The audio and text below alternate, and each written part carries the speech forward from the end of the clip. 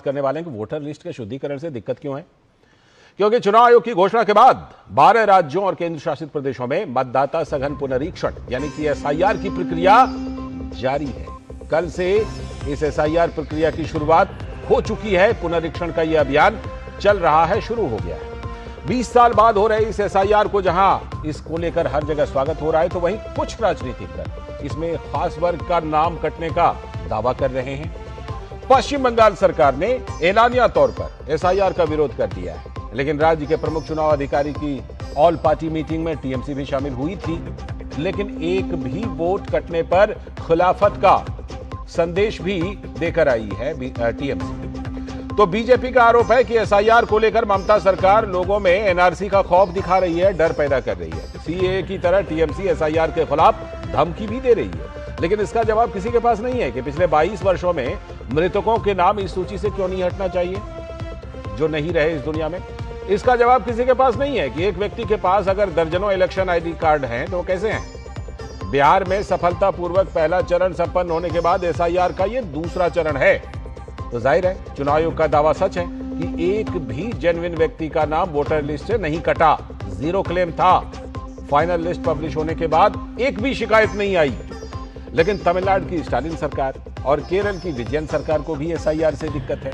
आखिर इस दिक्कत की वजह लोग जानना चाहते हैं और कुछ लोग तो समझते भी हैं। अपने अपने राज्यों में इसे एक चुनावी मुद्दा बना सकते हैं ये लोग, सत्ताधारी पार्टियां, लेकिन कुछ राजनीतिक दलों और उनके नेताओं के द्वारा एसआईआर का विरोध जिस तरह से जारी है, उसको लेकर एक बड़ा सवाल यह भी है कि कानून व्यवस्था की जिम्मेदारी राज्यों की ही होती है, लेकिन एसआईआर पर भ्रम फैलाकर लोगों में असंतोष फैलाने की जिम्मेदारी भी उन्हीं पर आएगी। ये बात देर सवेर समझ में आ जाएगी, कुछ समझ में आने भी लगी।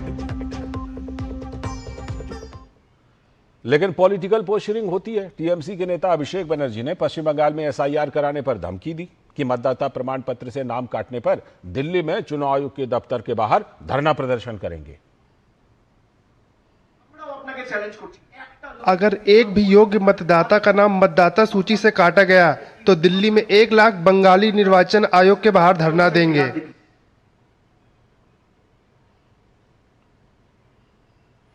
तो वही टीएमसी के एक और नेता फिरहाद हकीम ने चुनाव आयोग द्वारा मतदाता प्रमाण पत्र से नाम कटने पर पैर तोड़ने की धमकी दे दी। जो कर रहा है बीजेपी और आपका इलेक्शन कमीशन, इसका जो गठबंधन बन रहा है, इसका सीए, इसका खिलाफ हम लोग करेंगे। दरकार होने से उनका पांव तोड़ दिया जाए। देखिए गुंडे वाली भाषा, कह रहे हैं पांव तोड़ देंगे। ये एक नेता की भाषा है। एक पार्टी के कोलकाता के मेयर भी हैं और ममता सरकार में मंत्री भी। खैर, बीजेपी के नेता सुकांतो मजूमदार ने असंवैधानिक भाषा के लिए टीएमसी पर जमकर हमला बोला और टीएमसी पर सरकारी संस्थाओं के अवमानना का आरोप लगाया। बीजेपी को जलाने का जो जिस तरीके से बात टीएमसी के एक विधायक कर रहे हैं कॉन्स्टिट्यूशन का वोट लेकर, इससे दर्शाता है कि क्या स्थिति है बंगाल में लॉ एंड ऑर्डर की। और मुझे लगता है कि इलेक्शन कमीशन को इसका स्पेशल कॉग्निजेंस लेना चाहिए और बंगाल को स्पेशल केस ऐसा करके ट्रीट करना चाहिए, क्योंकि अभी बंगाली एकमात्र राज्य रह गया पूरे देश में जहां पे बूथ रिगिंग, वो बूथ का लूट वगैरह वगैरह होता है। बाकी कहां पर कुछ किसी भी जगह पे ऐसा नहीं होता। तो उधर तमिलनाडु में भी इसका विरोध हो रहा है। तो बीजेपी के नेता विनोद पी सेल्वम ने एसआईआर को लेकर डीएमके पर राजनीति करने का आरोप लगाया और कहा कि डीएमके एसआईआर से डरी हुई है। Of course, the DMK will be very scared of the SIR. The SIR is going to be a knock on the head for the DMK because DMK has been manipulating the state by including names of deceased people, people who are residents of Bangladesh, who have been illegally occupying Tamil Nadu, who are also being made as voters. Now the exercise of SIR is going to be a very genuine exercise where the voters, the deletion, the addition, and any of the malpractices will be weeded out, and only the actual voters will be allowed to vote in the coming up elections, and that is not good news for the DMK.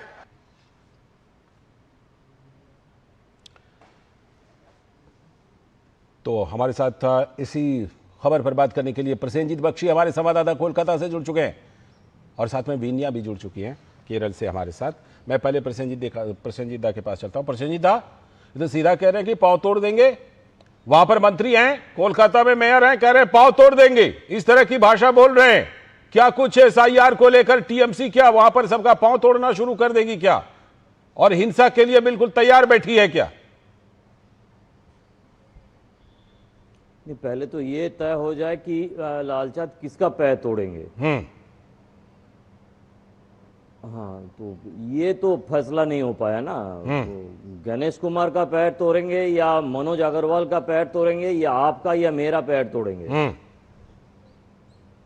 तो ये समझ में नहीं आ रहा है। तो पहले ये तय हो जाए, उसके बाद सोचा जाएगा कि हम किस तरह की सिक्योरिटी अरेंजमेंट करें।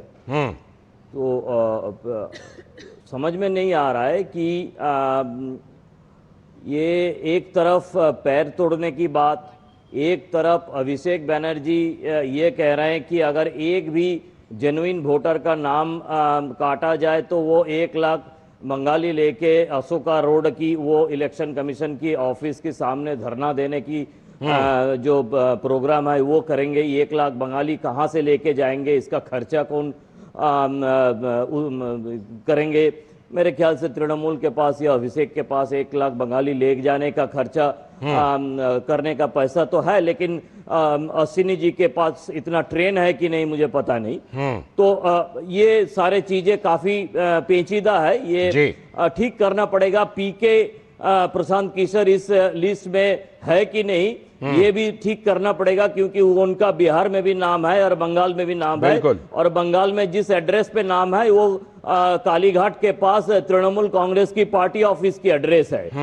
तो मुश्किल इस बात की है कि ये सब ठीक नहीं हो पा रहा है कि किसका पैर तोड़ेंगे, कौन जेन्युइन वोटर है। अब आज एक इंसिडेंट को लेके ये सारे लोग काफी बिजी है कि किसी एक इंसान ने सुसाइड कर लिया और वो ये एसआईआर को लेकर डिप्रेशन में चले गए। तो इनको बताया जा रहा है कि he is the first martyr due to this SIR. तो ये भी ठीक नहीं हो पा रहा है कि मार्टियर कौन कौन होंगे। भगत सिंह मार्टियर है या विनय बादल दिनेश मार्टियर है या ये इंसान मार्टियर है। तो ये कई सारे चीजें बंगाल में अभी जारी है। तो अब आने वाले 2-3 दिनों में पता चलेगा कि एसआईआर का सच क्या है। तृणमूल कांग्रेस की कितने सारे लोगों की पैर तोड़ने के लिए तैयार है और कहां तैयार है। कोलकाता में तैयार है, भवानीपुर जो तृणमूल कांग्रेस की सुप्रीमो ममता बनर्जी का कॉन्स्टिट्यूएंसी है वहां पे तैयार है, या मुर्शिदाबाद मालदा में तैयार है।